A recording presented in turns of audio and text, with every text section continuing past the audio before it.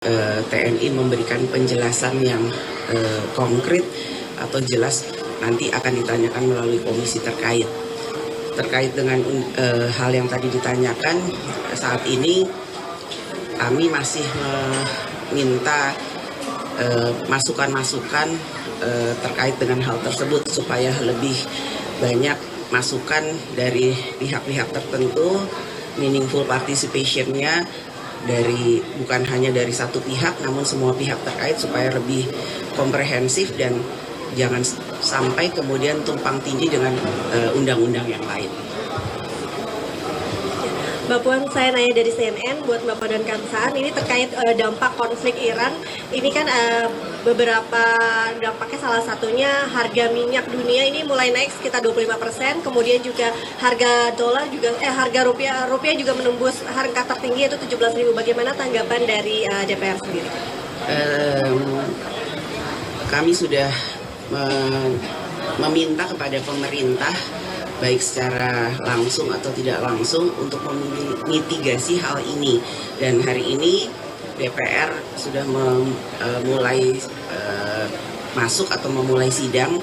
Tentu saja nantinya di komisi yang terkait akan meminta kepada mitra-mitranya atau kepada pemerintah untuk memitigasi hal tersebut sehingga APBN 2026 nantinya bisa menyesuaikan dengan situasi global yang sedang terjadi pada saat ini. Mbak Puan, Andi dari Kata Data mau tanya soal strategi ratifikasi DPR dalam Agreement of Reciprocal Tariff Indonesia sama Amerika Serikat.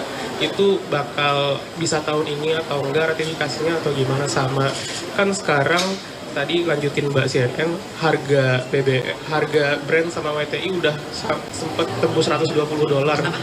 Brent sama WTI minyak bumi mentah kemarin udah tembus $120. Sedangkan sekarang kan mau mudik ya.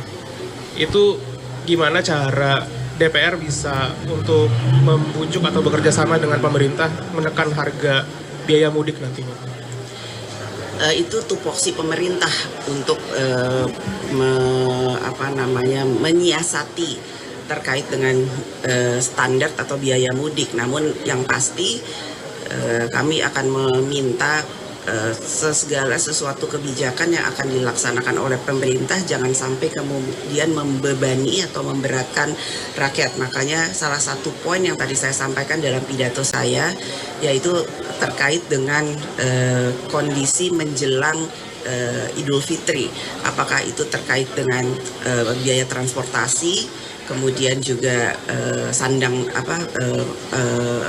sembako, kemudian juga hal-hal lain yang terkait dengan masalah-masalah menjelang Idul Fitri, jangan sampai kemudian membebani atau memberatkan masyarakat, karena itu memang tupoksinya masyarakat, tupoksinya pemerintah. DPR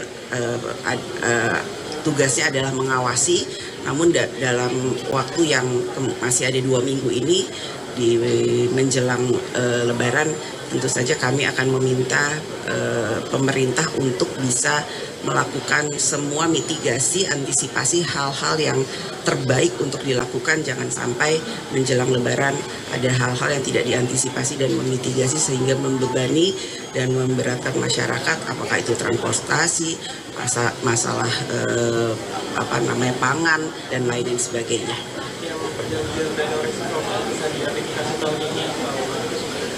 Yang pertama, kita harus melihat dahulu apa saja terkait dengan hal-hal yang sudah disepakati antara pemerintah dengan pemerintah Amerika, dan penjelasan tersebut tentu saja harus dibuka secara detail.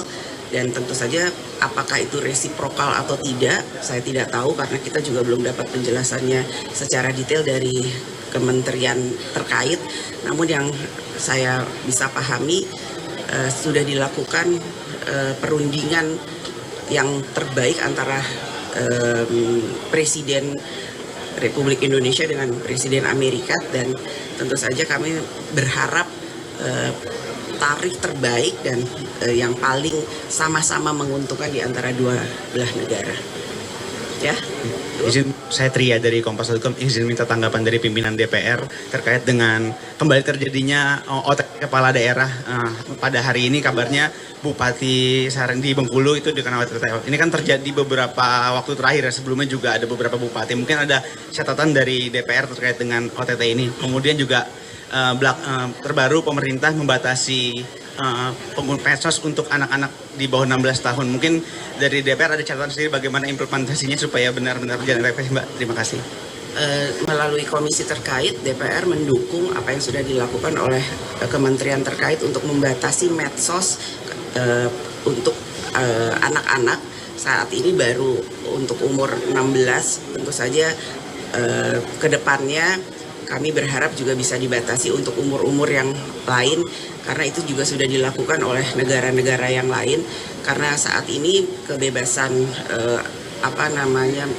medsos yang terlalu kebablasan tentu saja untuk anak-anak mungkin kurang baik juga bagi anak-anak. Jadi hal itu harus dievaluasi kembali. Dan apalagi tadi?